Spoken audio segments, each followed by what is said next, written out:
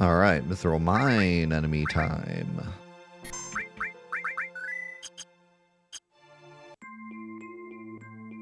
Oh, there's another enemy in here that rewards you for stealing.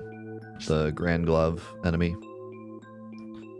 So there really is quite a bit of enemies at the beginning of the game that give you weapons for steals.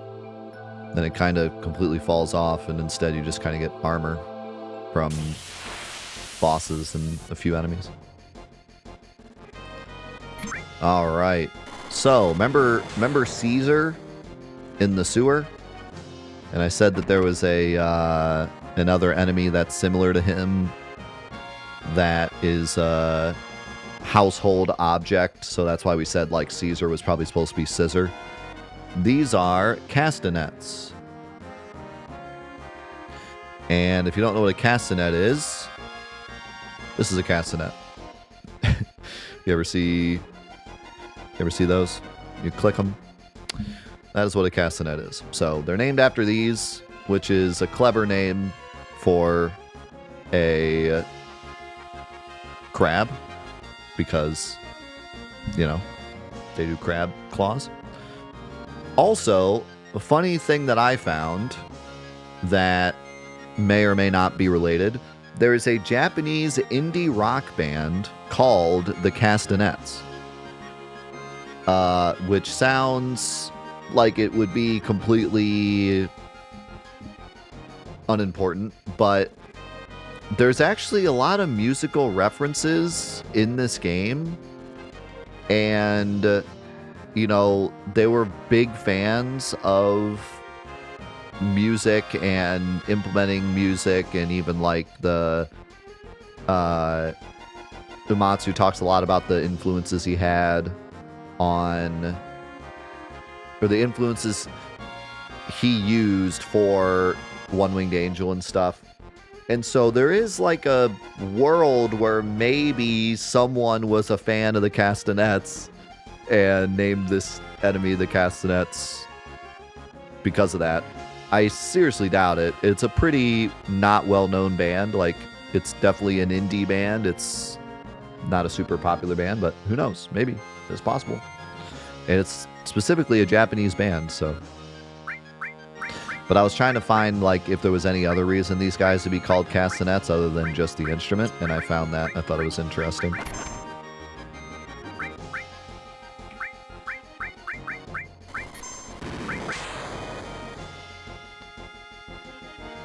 And these guys also have an attack called Scissor Spark, so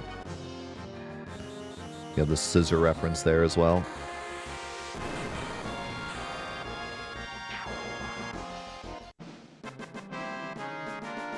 Oh, it's definitely because of the castanets being like pincers, but it could also be, it could be both.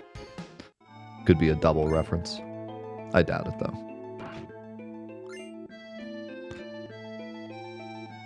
But maybe.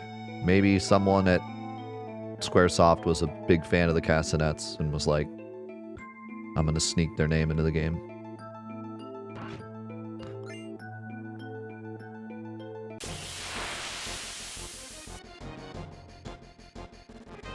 Alright, now we got Madouge.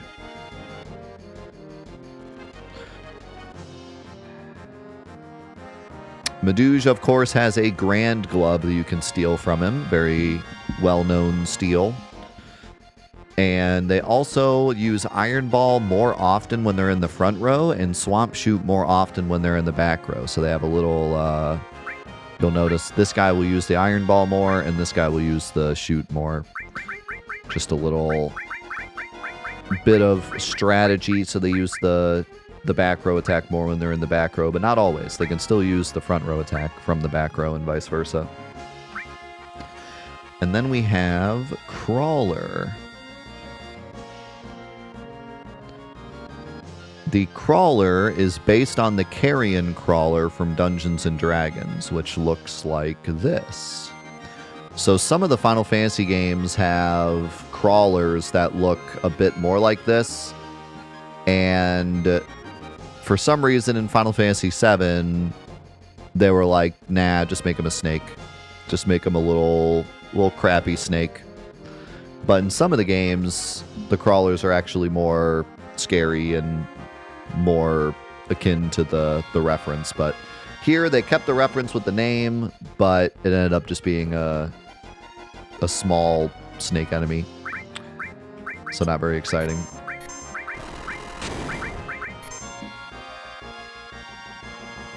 How's it going, pet friend? Happy leftovers day. Dude, I'm eating some big Thanksgiving leftovers for lunch today. I'm actually very excited. Got some turkey, got some corn, got some mashed potatoes. I was supposed to have chocolate cake, but I may or may not have eaten it last night instead. I had chocolate cake at Thanksgiving, and then I came home with an extra piece to have today, but I was up late doing Black Friday shopping, and I was like, yeah, we're gonna get that other piece of cake. We're gonna eat that now, I think. I think it's time. Alright, we have one more enemy in here to find. I think he only shows up over here, though. The cake did not survive the night.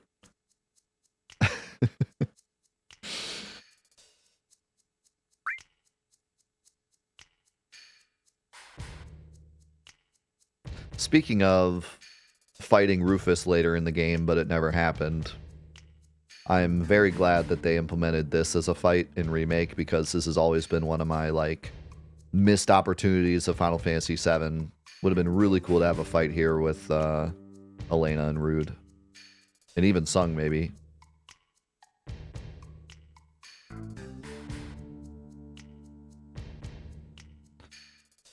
But especially an Elena fight here would have been cool.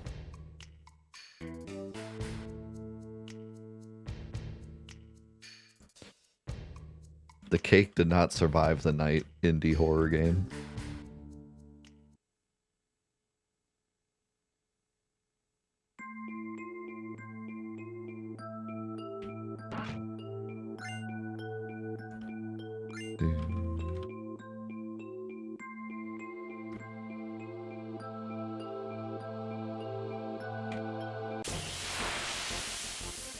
Yo, thank you very much, Leo. Appreciate it, man.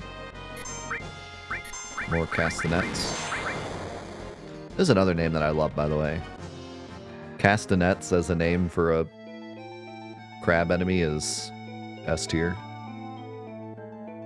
We should do a tier list of enemy names at the end of this. That would be really... I would need like an automated thing to put all the names into a tier list maker, though, because it would take a year if I didn't. But if I can find a way to automate all of the enemies, models, and names into a tier list maker, I will do a tier list of all the enemy names. And Castanets is going to be S, and Vargid Police is going to be S. Okay, this is Arc Dragon, which sounds a lot scarier than it is. When Arc Dragon uses Flamethrower, it uses it on the character with the most HP. So if you want to learn it as an enemy skill, just give the character with the enemy skill full HP, and you'll learn it a lot faster. One of the bosses, this is like real deep cut here. One of the bosses in Airgeist, God Bless the Ring, is called Arc Dragon. Now he looks a lot different. He looks like this. He looks like a full-fledged dragon, and he's like a molten fire dragon. But there are multiple enemies in Airgeist that are taken from Final Fantasy VII. So it's not a stretch to say that this is actually the Arc Dragon from Final Fantasy VII, and they just gave it a different look. So this might be a direct reference to this enemy, which is kind of neat. And of course, the word Arc is a common name for like leader type enemies in RPGs, and it comes from the Greek Archos, which means leader. So that is why you'll see sometimes in RPGs something is an arc version of something, just means it's the leader. Now, why this guy would be the leader dragon when he's, first of all, the first version of this enemy that we meet, and second of all, not a dragon, like not one of the big dragon, like he's a smaller dragon. I don't know. Doesn't make a lot of sense, but apparently maybe he's the leader of the snakes. Like maybe he's the arc snake, but he's a dragon. Because he does kind of look like the snakes. Like he looks like the snake, but with wings. So maybe he's more of like the arc crawler. But it didn't make sense to call him a crawler, so he's the arc snake or arc dragon instead. He's the leader of the castanets. He's the lead singer in the band.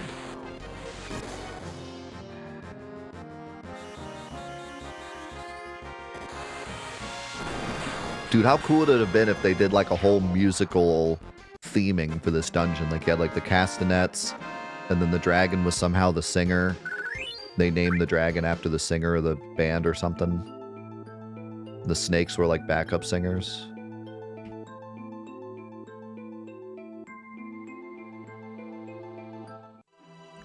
All right. That is all of that. Let's see. What do we want to do next? What time is it? 12:10?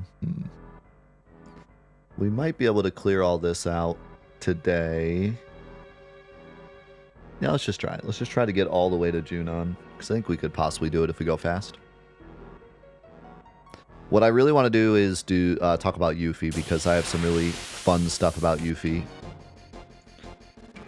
Alright, we got the Hellrider VR2. So, quite possibly one of the strangest names in the game. I have no idea why he's called this. Well, I know why he's called this, but what's weird is that you have Hellride at the start, right? So it seems like you have Hellride at the start, who was supposed to be Hellrider, and then this is Hellrider version 2, but he looks nothing like Hellrider. He's not on a bike. His character doesn't look like the bandit. He has a hammer. Like, no part of this looks like Hellrider, right? But then you find out through the grapevine, or this video you're watching right now, that this is actually the second version of this guy from Final Fantasy VI. This is Hellrider from Final Fantasy VI. So this guy is not a version 2 of Hellrider from Final Fantasy VII. He's version 2 of Hellrider from Final Fantasy VI. Look, he looks exactly the same. He doesn't have a hammer, but he's got the armor. He's on a beast. He's got a staff weapon.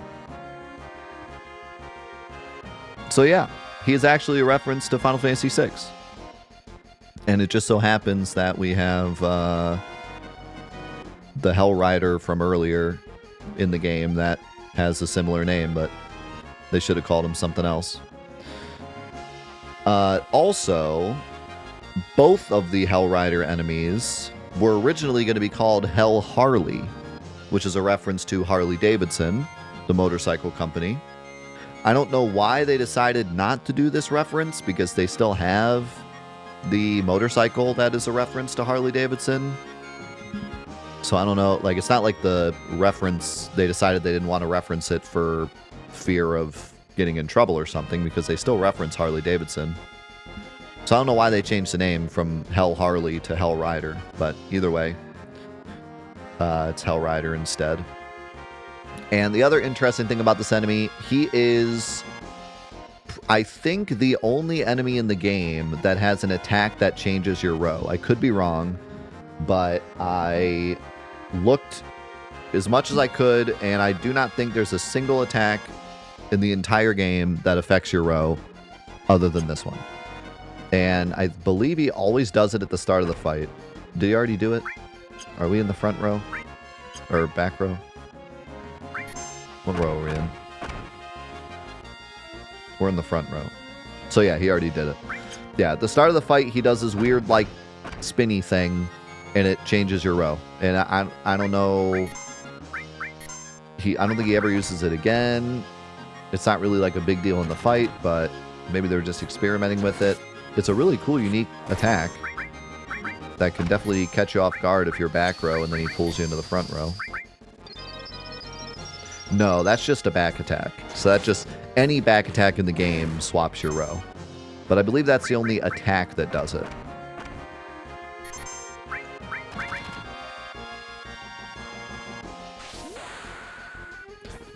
Yeah, every back attack in the game swaps your rows. And every pincer attack in the game basically like nullifies the rows.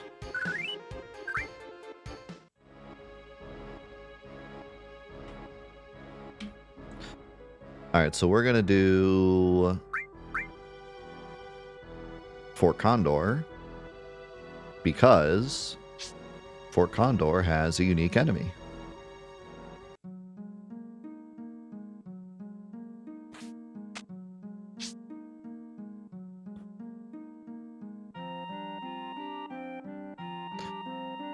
I don't remember, Alundra.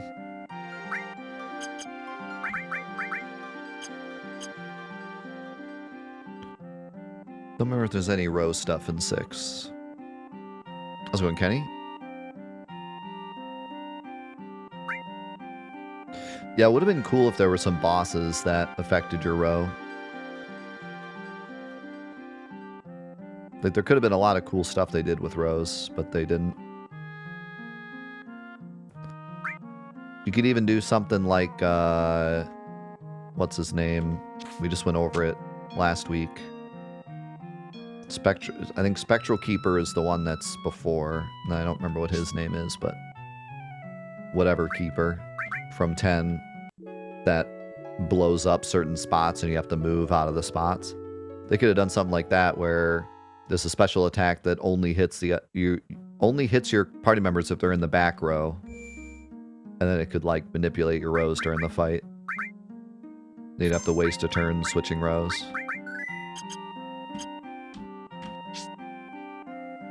As I said, any back attack in the game changes your rows. That's not what I'm talking about. I'm talking about in a specific attack that changes your rows. And I believe that's the only one in the game.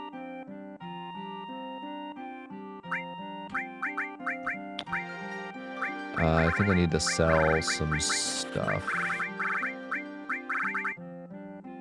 Which I don't really have too much to sell. I'll just sell my ethers. That's fine.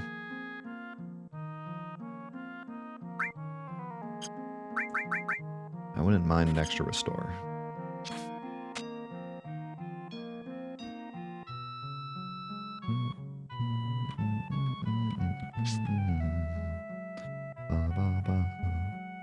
So this is another very rare enemy that I almost never fight. But he does exist.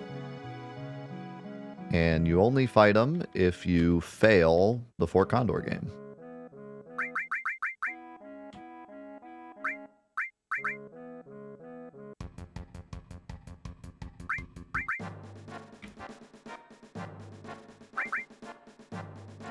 And he also shows up as, like, the boss on the Fort Condor thing, but it doesn't matter who makes it to the top. If anyone makes it to the top, you fight the same guy.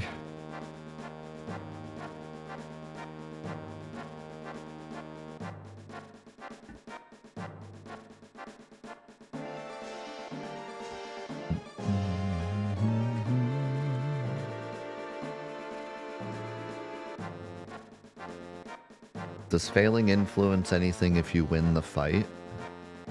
What do you mean? Oh, like if you fail this but win the fight? If you fail this but win the fight, then everything's normal except for the huge materia mission. The huge materia mission, you have to win this to get the huge materia. Wait. Do you? Yeah. But you still get Phoenix. I think that's how it works. You lose the huge materia, but you get Phoenix still.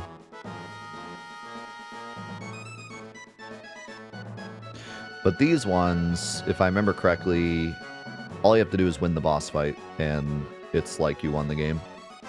You still get the rewards. And you don't spend as much money.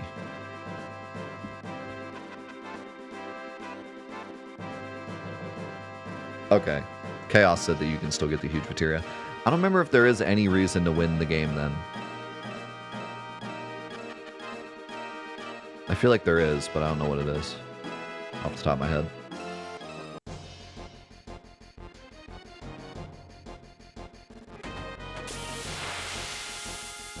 Alright, so this is Commander Grandhorn.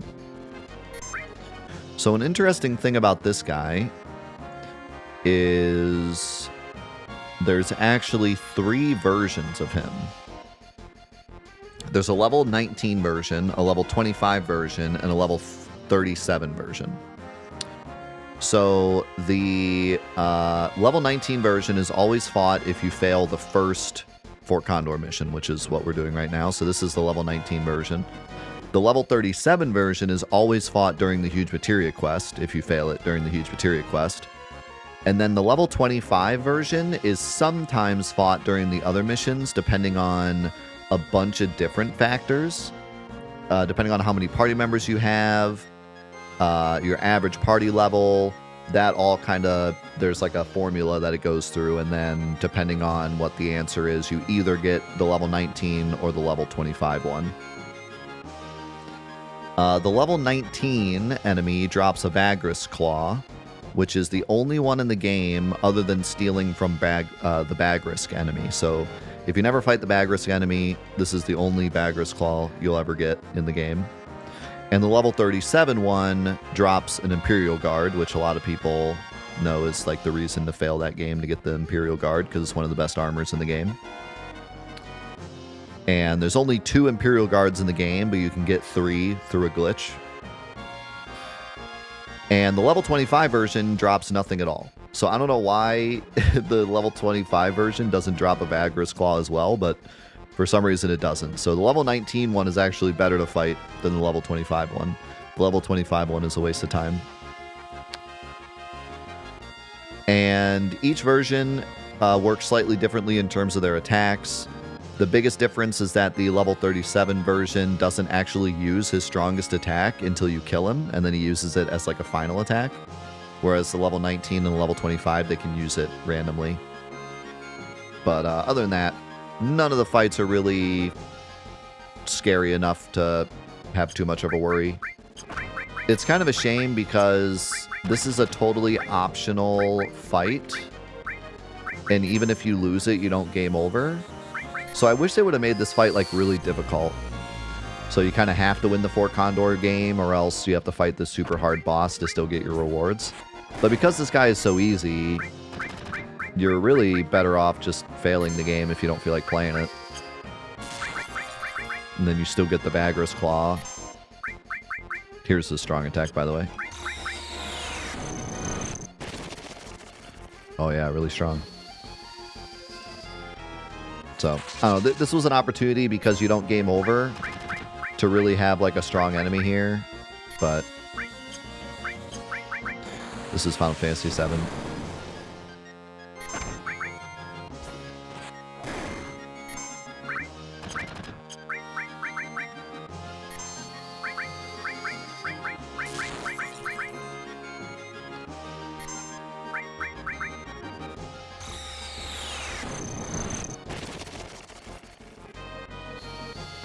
Oh yeah, there's some pretty good stuff to get from Fort Condor.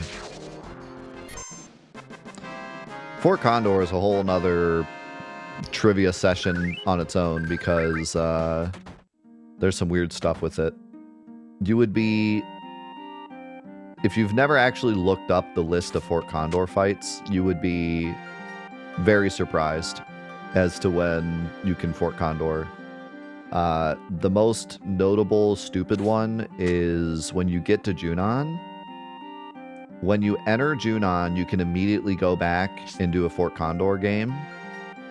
And then you fight Bottom Swell, and then after Bottom Swell, you do that little rest thing, and then you only have Cloud, where everyone else is like, good luck going up there, Cloud. When you have only Cloud, you're supposed to go back and do another Fort Condor game. There's another separate one. Only for that moment. And as soon as you go up to Junon with Mr. Dolphin, it's missed forever. So yeah, it's really dumb. And there's a bunch of them like that where you're randomly supposed to go back to Fort Condor out of nowhere for a unique reward. But there's only one that's actually good, like, or that is like missable and matters. The rest of them are mostly elixirs. I forget what it is. Peace ring or some kind of ring. Peace ring. I don't think it's a protect ring. I think it's a peace ring. I think I forgot to... Did I trash the... Okay, I did. Couldn't remember if I trashed Odin or not. Alright, we're going to go to the forest, because it might take us a while to find Yuffie.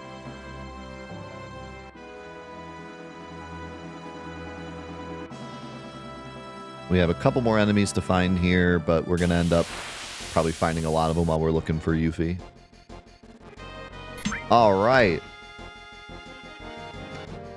On this episode of Weird Final Fantasy VII Names, we have... Where's he at in my list? The Neurosupharoth, who is this little four-legged dinosaur-looking creature. So, if you look closely, his name is kind of similar to Sephiroth. So I looked into the Japanese name, and the Japanese name is even closer to Sephiroth. Sephiroth's name in Japanese is Sephirasu, and this thing's name is Suferasu. So it's Suferosu versus Sefirosu. So very, very close to Sephiroth's name. Nero Sephiroth will always start the battle with Beak, and then he gains a 1/4 chance to use Heat Wing and gets more and more chance based on missing health, which is a common thing with enemies. I never knew how common that is, but probably 50% of the enemies in this game get more chance to use their stronger attack the lower their HP is, which is a really nice thing to know. Maybe not 50%, maybe like 30%, but a big chunk. He's probably supposed to be weak to ice because he's like a fire lizard dude. And the remake version of this enemy is weak to ice, but instead he's just normal to all elements. He doesn't heal from fire and he's not weak to ice. So I feel like that was probably just an oversight. He's probably supposed to be weak to ice. And also, fun fact, and it's funny because we actually got the right encounter here. This is encounter number 065. This encounter is one of the encounters that we use to wrong warp to the debug room in the speedrun. So you set up the glitch and then you fight this fight in particular. And this fight's battle ID, 065, matches the field ID of the debug room, 065. So when you do a wrong warp after fighting this fight, you wrong warp to the debug room. And then we also have the Formula, which I love the name of this enemy. Something about the name Formula, kind of like a Formula race car or something, in the fact that he goes fast. I don't know, it's just cool. Always like that name. Formula only uses his cross impulse attack when he's under 60% HP. And you can also steal a boomerang, another early game weapon. Steal a boomerang from him, and you can also morph him into speed drinks, which I didn't know about for the longest time. I always used to go back to Midgar and morph the vices, or steal from the vices to get speed drinks. But you can actually morph these guys into speed drinks if you want them late game.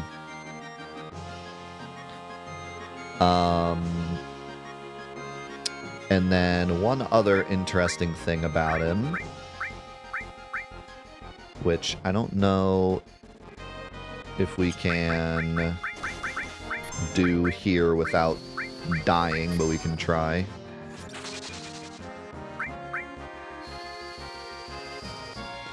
Because formulas are actually pretty strong. They deal some pretty good damage.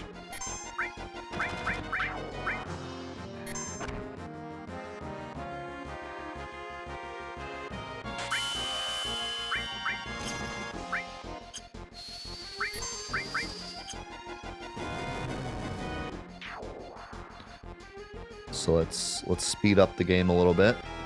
And hopefully I don't die in the meantime.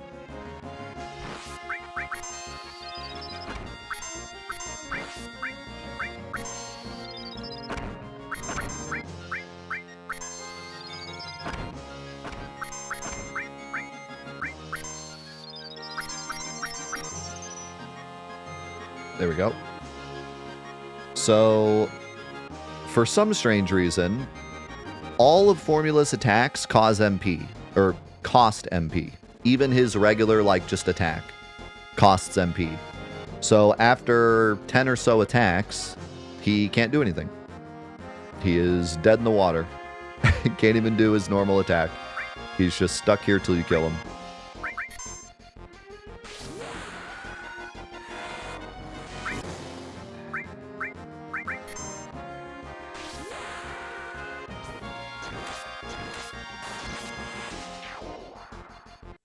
Normally, enemies either have checks for MP, and then they'll do, like, their regular attack instead, or it'll display the message saying, like, they don't have enough MP.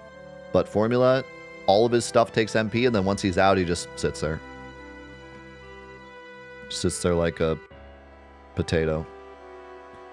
Sits there like Deluge on a Monday morning.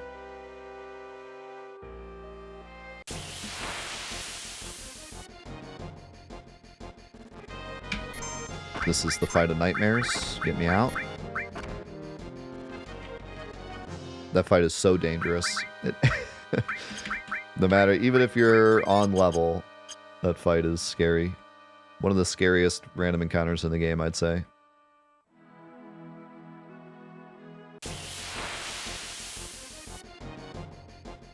There's not many. Speaking of scary enemies, here is Kapar Wire. So Kapar Wire uses the same attack that Rude uses, the Grand Spark attack where he punches the ground. They have the same exact attack, same coding, same name, same everything. So I don't know if Rude was like walking through the forest and met these guys and they took him to his lair and taught him all the things they know. But for some reason, this is where Rude gets his attack. And they're also a very early Ether Steel, although only at an 8% chance. But another nice early Ether Steel. Cut to the Rude jungle training montage.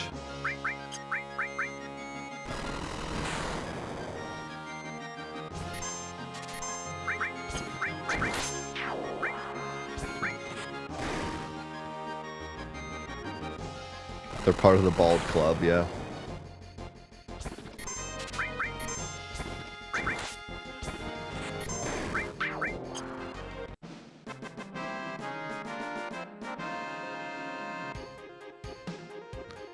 Let's see, we got that one, we got that one, we got that one, we got just one more guy that does he show up in the forest? I'm not sure. I think he does. Actually, no, I don't think he does. So we'll have to find Yuffie first, and then we'll find the last one in the field.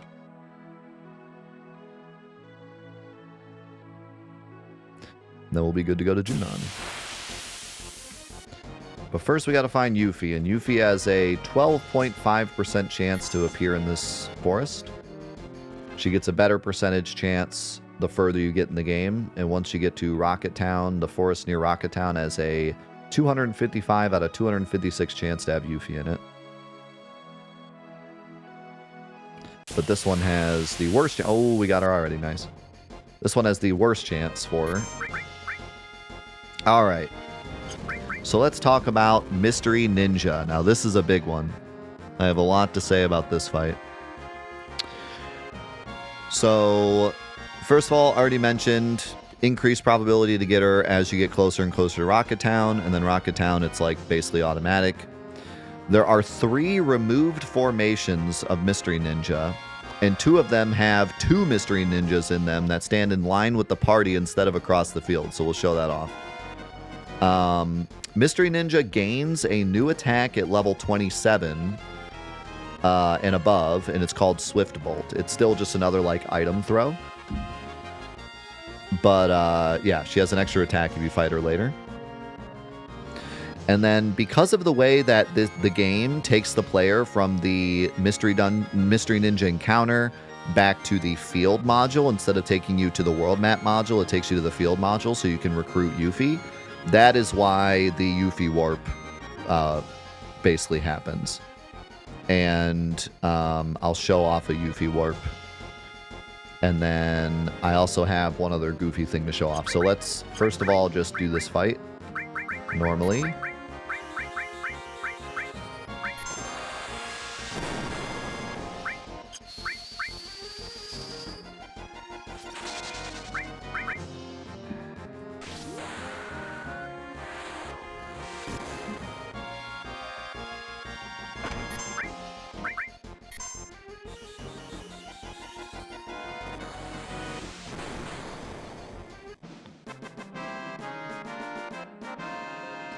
So you go. So you'll notice, normally you'd go back to the world map here, but because we're recruiting Yuffie, it instead places you on the field module, which, by the way, the PC version has a weird music glitch where it'll play the music of the last town you were in instead of what it's supposed to play here.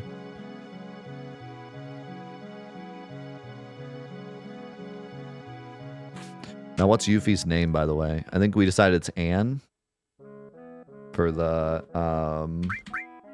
weakest link host.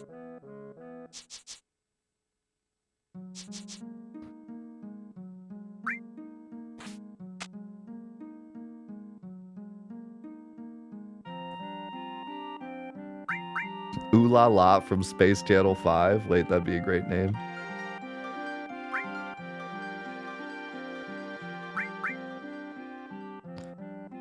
I don't think she counts as a game show host, though. She's a reporter.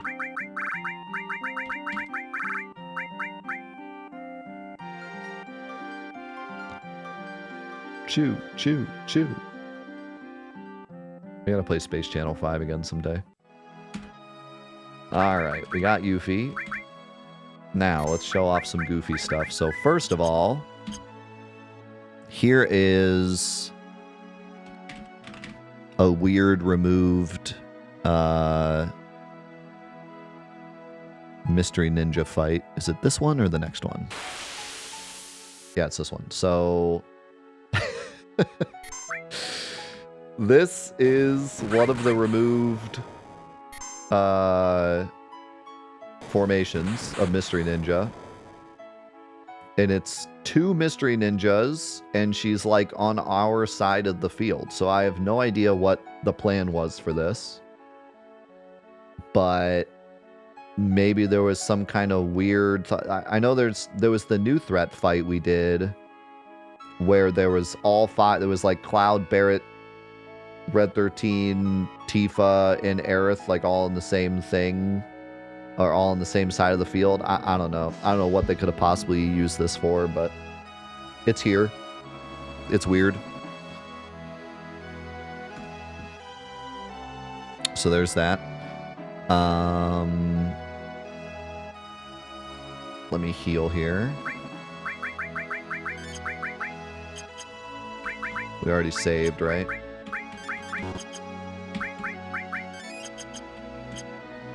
So now we're going to do another regular fight against Mystery Ninja. But this time we're going to let her escape. So this is one of the only fights in the game where the enemy can escape. The only real other ones are the thieves and like Magic Pot. But there's a weird coding error with this particular fight. Basically this fight in the PC version is just unbelievably busted. It works fine on the PS1 version, but when they ported it to PC, they just did not check to make sure that this fight would work right. And because of that, Yuffie warping is possible, and this happens. And this is something you can do in your game. This takes no understanding of any glitch, but all you have to do is sit here and wait for her to disappear. That's it. You can do this at home. Do this on your version right now. All you have to do is sit here and wait for her to run away. There's no other prerequisite for this. You can easily run into this on accident on your game. And someone out there, I'm sure, probably did, and is to this day wondered what happened to their game. Even like Yuffie warping, it wasn't found for so long because you have to die on one save and then load another save and do this. So like that's a little too many steps for someone to accidentally run into it. But this, I'm sure so many people run into this on accident without any realization of what they did. I believe she attacks 11 times before she runs away. It takes a while for her to run away. And she doesn't have much HP, so... You would have to be pretty weak to not kill Yuffie. Also, her eyes look like Rufus's eyes, I just realized. Alright, so... Now, all you do is open up the menu. And you've now broken your game. So this happens on every PC version. Like I said, you don't have to do anything. This is not even like a big in-depth thing. Just let Yuffie run away and open up your menu, and you just broke your game. And this is kind of why when people ask me, like, is Final Fantasy VII the greatest game of all time? Yes and no, because honestly, this is the type of thing where it's like, this is unacceptable. A lot of the glitches and bugs and goofiness that we talk about in Final Fantasy VII all the time, it's stuff that you have to do on purpose. It's not like everyone's warping to the debug room on their spare time, so like, I don't blame the game for that. I blame the game for this. This is just awful. I don't know how they messed this up. It works fine in the PS1 version, but yeah, the PC version... You just can't let Yuffie run away, or else it breaks your game. So, that's just kind of bad. And they don't really have a good excuse for this. I'll show you also. If you... It doesn't even end there. It gets worse.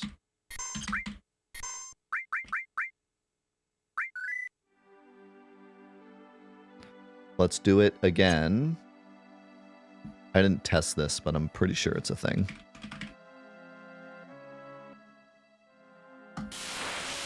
Let's speed it up this time.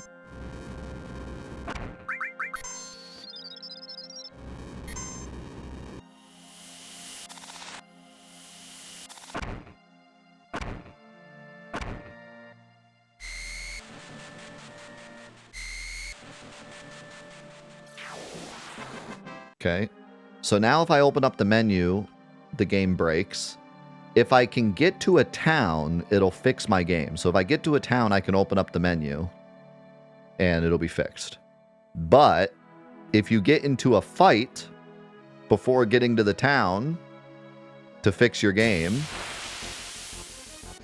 this happens.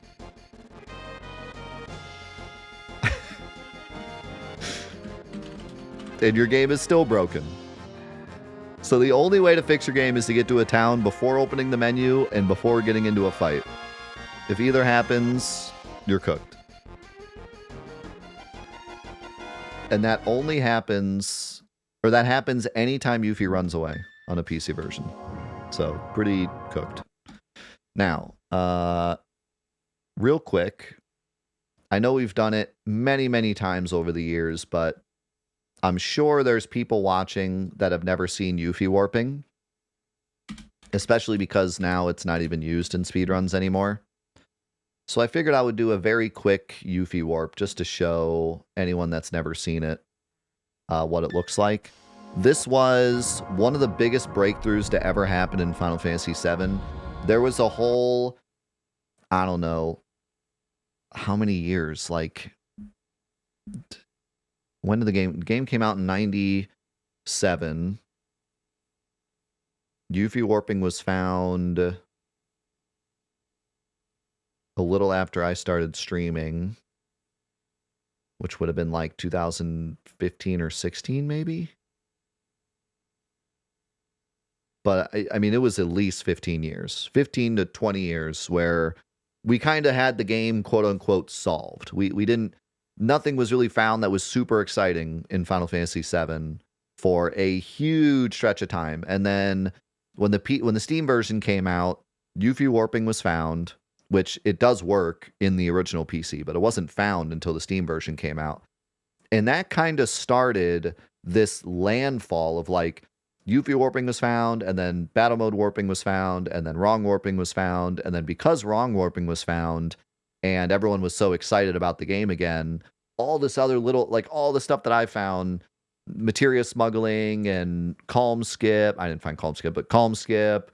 All the other things that happen that aren't even related to Yuffie warping happened kind of because of Yuffie warping. It kind of started this just, well, if the game went 20 years and none of us ever found Yuffie warping, maybe there's more to this game that we haven't found. And so this was kind of just the start of everything, you know, and that all led up to the Aerith revival and saving Aerith and getting Aerith through the whole game and stuff. So all of that kind of lends itself to the original Yuffie warping.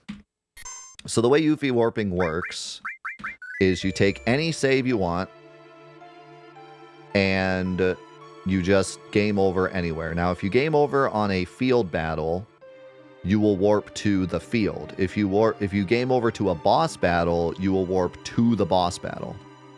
So we'll do a field.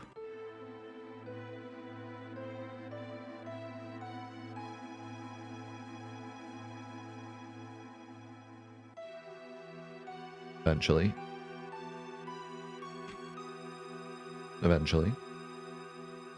Fight. Hello. There we go. And we will game over.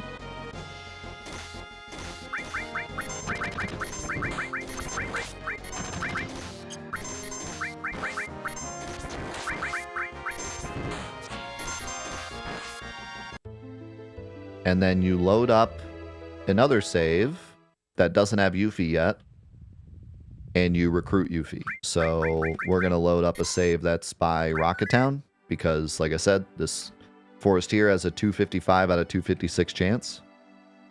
So it's much better than doing the Junon one.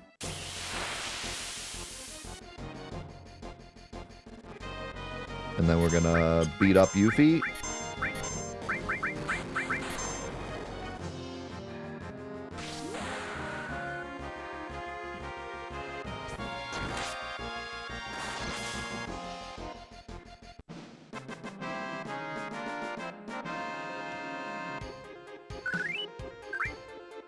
And boom. We have now teleported to where we game overed in the previous. So now we're in the Shinra HQ, but we have our party from this late game save. We have all of our stuff. It's the same exact save file, but we're now in the HQ. And depending on where you warp, you know, the game might figure out what's going on. It might not. It might let us do the sample fight here. It might not. See, now it thinks we already beat the sample fight. So now it's here in this part of the game. All these flags have already been turned on, so it's going to be pretty confused as to what we're supposed to do. We'll probably go up and it'll either play the cutscene and then we'll be kind of in this part of the game again, or it'll get confused and soft lock at some point. But we have essentially teleported our party back in time. And the big thing about Yuffie warping when it was first found is that it only takes you back in time. You can't go forward in time with it. You got to already have, well, you can if you have save files laying around, but in terms of like a speed run, you can only teleport to a save file you already have. So you can really only go back in time during a speed run. So it wasn't used for speedruns for quite a bit until we found out that you can use Yuffie warping to trick the game in other ways, and eventually we found out how to get to the credits. But that is basically what Yuffie warping does. There's a lot of more history I could say about Yuffie warping, but it's probably not necessary.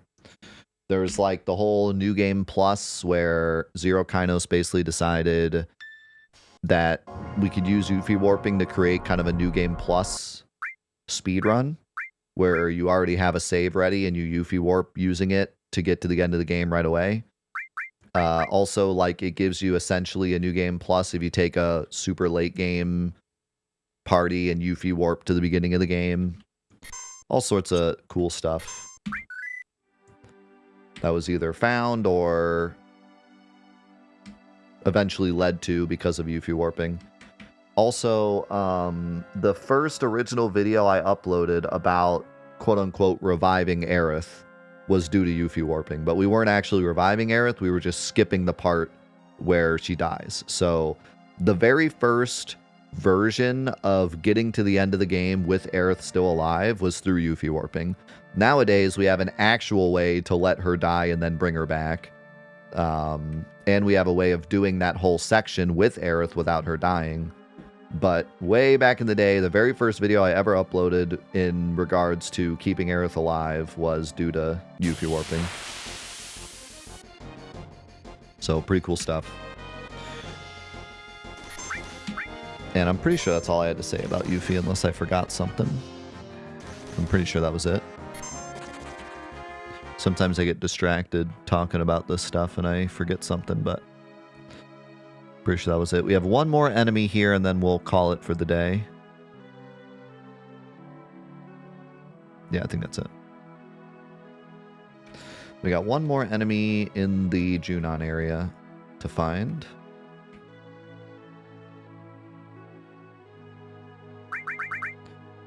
Also, I wouldn't mind grabbing a boomerang and using Yuffie instead of Barret.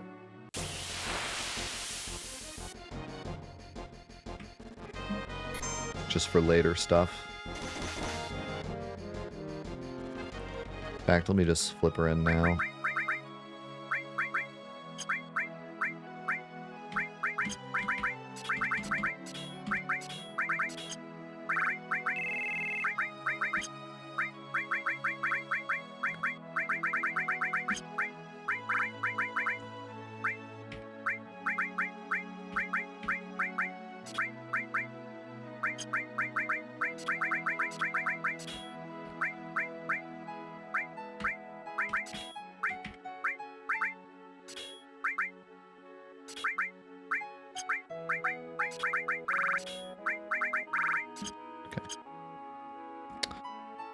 How's it going, Brendan?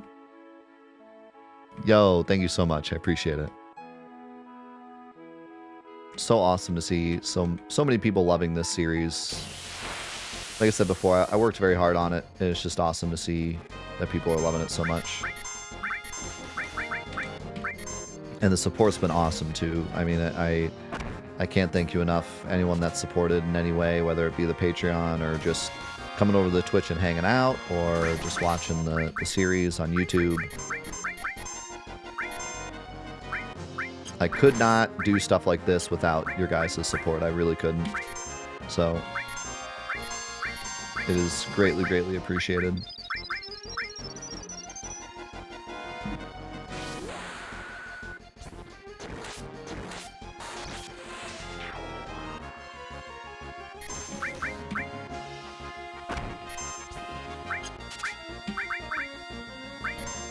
See if I can get this boomerang.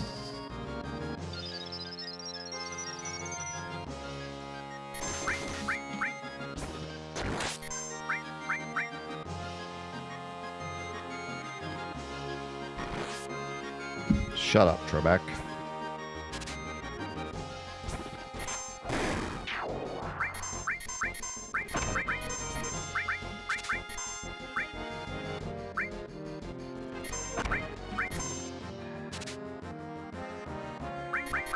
Come on, Yuffie. It's your own weapon. You should be able to steal it.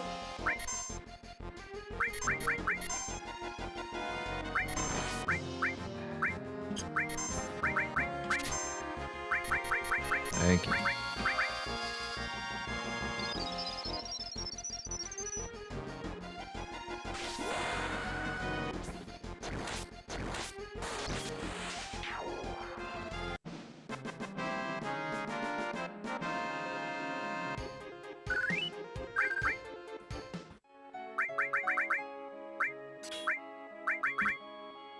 What would you like? How about throw? And you can have...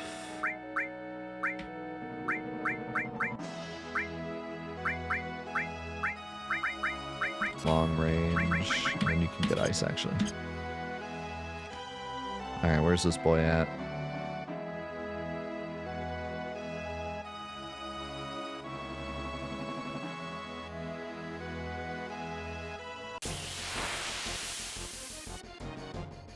There he is. So this is the Zemzalet, another awesome name. And they kept the name in Rebirth, which is really nice.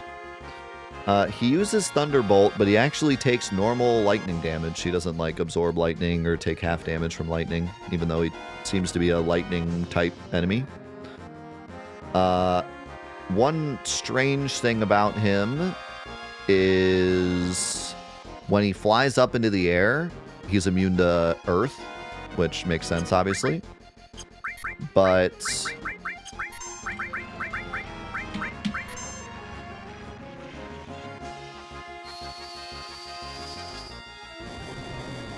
he's also immune to Earth if he's on the ground.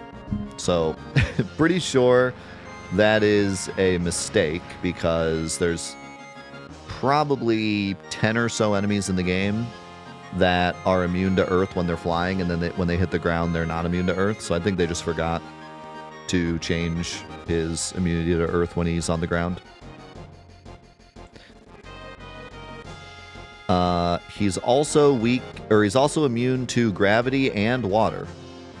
So he has a lot of immunities for some reason. He's most likely supposed to be weak against wind when he's flying, but he's actually weak against wind flying and on the ground. In fact, the wiki actually says that he's weak against wind when he's in the air and not weak against wind when he's on the ground. But I tested it, and he's actually weak against wind always.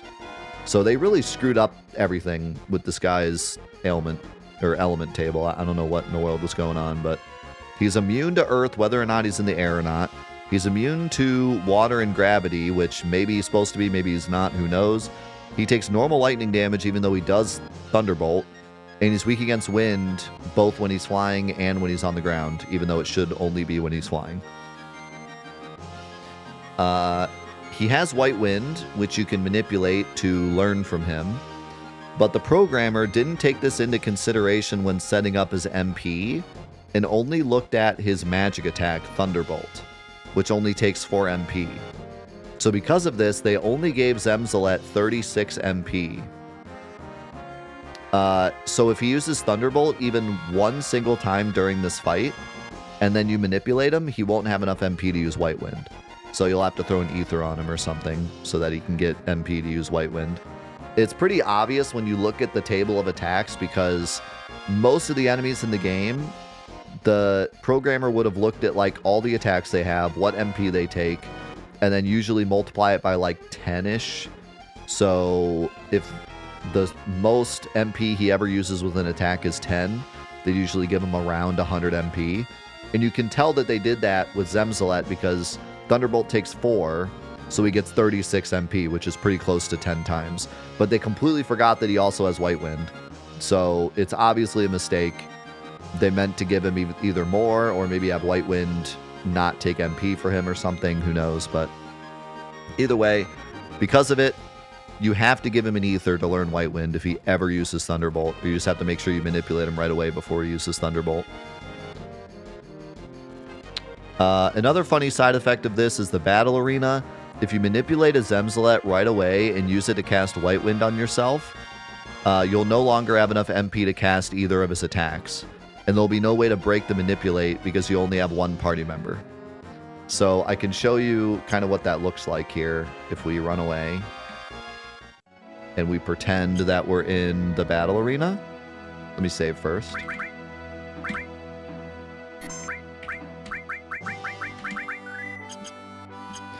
So let's take out, let's go to our party.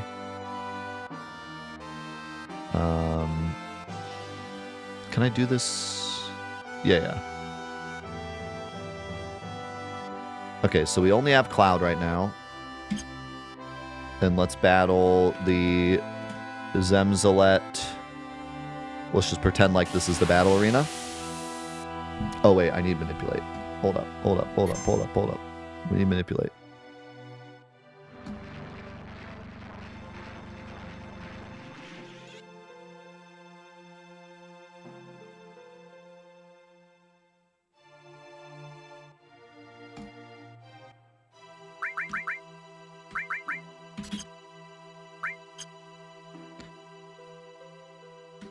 So let's say we're in the battle arena, fighting this cloud.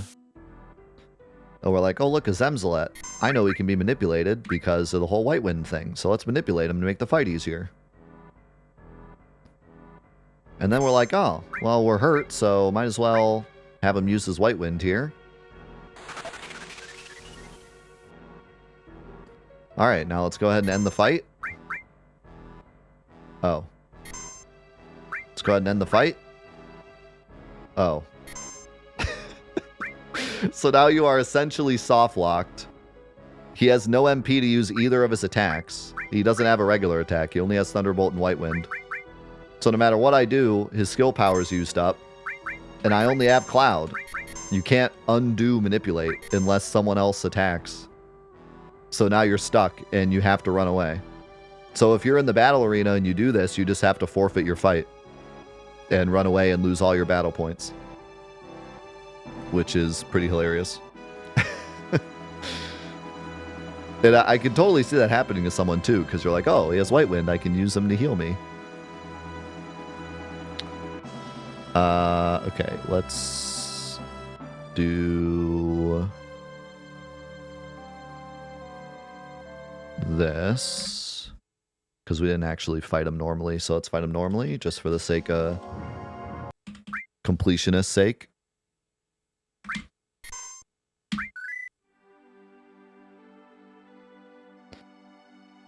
Yeah, you can still get it. Although if you ran away, you wouldn't learn it.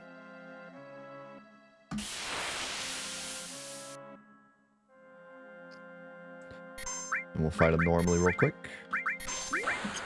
And then we'll be off to Junon.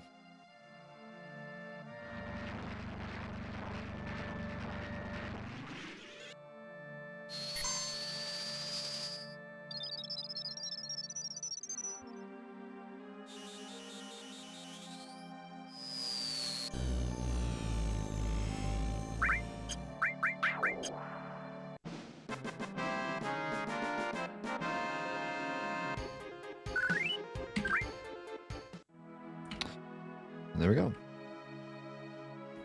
So that'll be it for today. We're going to move on to the Final Fantasy X challenge. But that'll be it for the trivia today. Hope you guys enjoyed. A lot of cool trivia today. Especially with Yuffie and all the Midgar bosses. We got Bottom Swell coming up. We got the enemies in the cargo ship in Genova. Some goofy coral enemies. And then coral prison stuff. So some interesting stuff coming up. But hope you enjoyed the trivia today. I certainly did. I'm still so incredibly blessed with everyone's support of this series. I've really, really appreciated hearing everyone's thoughts about it and reaching out and saying how much they loved it. I'm loving it too, man. It's been so fun to share all this with you guys. And I'm excited to share more next week. But for now, that'll be it for the Final Fantasy VII Enemy Trivia Challenge. Thanks again, YouTube, for watching. Thanks, Twitch, for being here. We're going to move on to Final Fantasy X. Before that, we'll say goodbye to YouTube. YouTube, thank you so much for watching and for all your support and for checking out the Patreon. I appreciate it so, so much. We will catch you in the next episodes. Peace.